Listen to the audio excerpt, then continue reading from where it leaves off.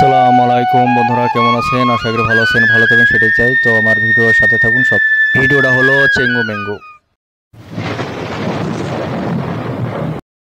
আমরা আজকে একটা করলাম যে আমরা প্রোগ্রাম করলাম যে পাকোড়া, তো এখানে সব জায়গায় সেরকম পাকোড়া পাওয়া যায় না। পাকোড়া পাওয়া যায় অনেক আলাদা টাইপের একটা পাকোড়া পাওয়া যায়।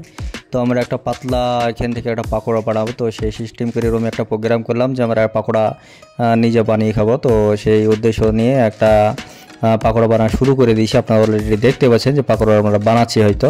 তো দেখতে থাকুন পাকোড়া কেমন হয়েছে একটু বলবেন সবাই মিলে। পাকোড়াটা অনেক ভালোই লাগলো হয়তো খেতে।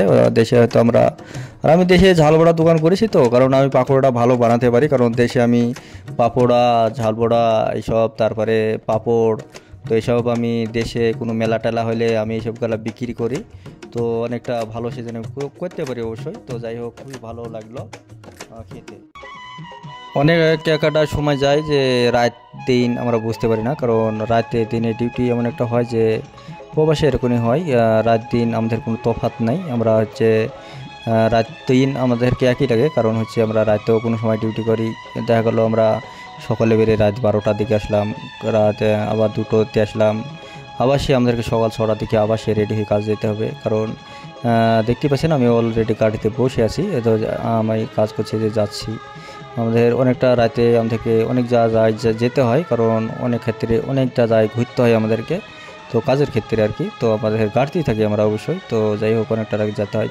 তো আমার যে এই বন্ধুটাও পাকোড়া বানাচ্ছে আর কি। যাই হোক, এই বন্ধুটাও খুব আমার সাথে খুব ভালোই পাকোড়া বানায়, অনেকটা পাকোড়া খুব ভালো বানাতে পারেনি।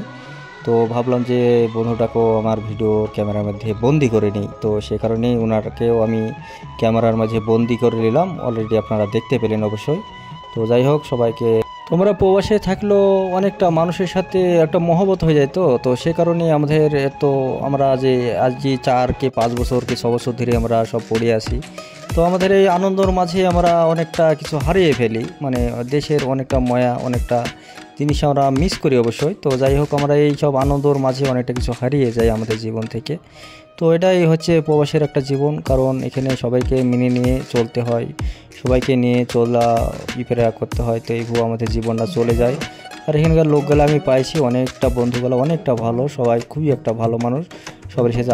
তো সবাইকে অসংখ্য ধন্যবাদ আমার ভিডিওটা দেখবার জন্য। তো সবাইকে লাখ লাখ শুকরান।